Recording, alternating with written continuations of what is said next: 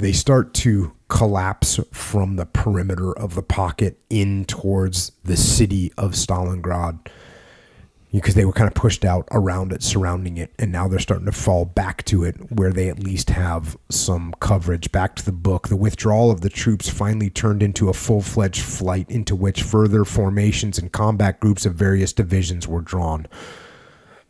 Whole units ceased to exist in this confusion.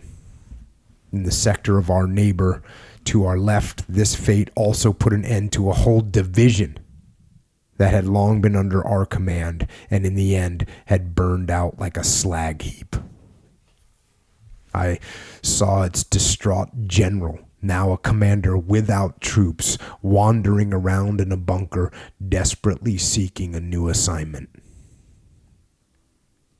So he just lost 20,000 men. He's walking around saying, what am I supposed to do now? Back to the book. And this desperate withdrawal was being carried out in icy cold weather and pitiless snowstorms at 30 degrees centigrade below zero. That's negative 22. At 30 degrees below zero, the remnant of the regiments that had shrunk to combat groups and the suffering hordes of other shattered units moved over the empty white steppes, staggering crowds, dragging crowds of lost, lightly wounded, and frostbitten soldiers with them. How many of those that so far had been spared enemy fire succumbed there to exhaustion and overexertion, to the strains of hunger, and to the cold? Innumerable men fell by the wayside and were soon mercifully covered over by the snow. And this was no longer an authorized withdrawal. The recoil of the front was now taking place despite standing orders to hold and maintain position at all costs, and despite the line of resistance laid down by the OKH. So they finally did break. They finally said, you know what? Survival. This is about survival, and we're not staying here anymore. We're going to try and get back, fall back. The psychological ability of the troops to resist had now also been eroded. There could no longer be any doubt about our fate. After the enemy had begun his decisive attack bent on destruction, and our dissolution was in full progress, it was too late for a last departure attempt to break out to the west.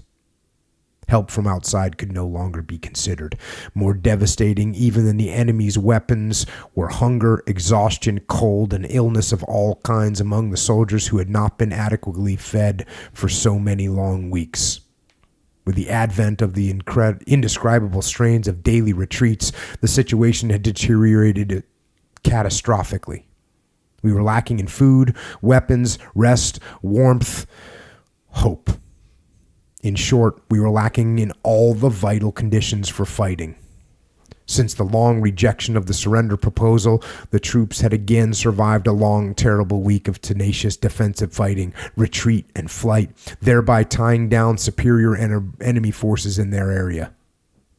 Now, after the loss of our life support base, Potomnik Airfield, on January 16th, the time really seemed to have come to stop fighting.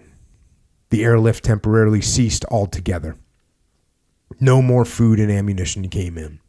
The wounded and sick could no longer be flown out. And so that's where they're getting their supplies into, Potomnik Airfield. And that's actually where this guy was for a large chunk of this battle. It's now gone. So now they, even, before they were only getting 1/5 of what they needed.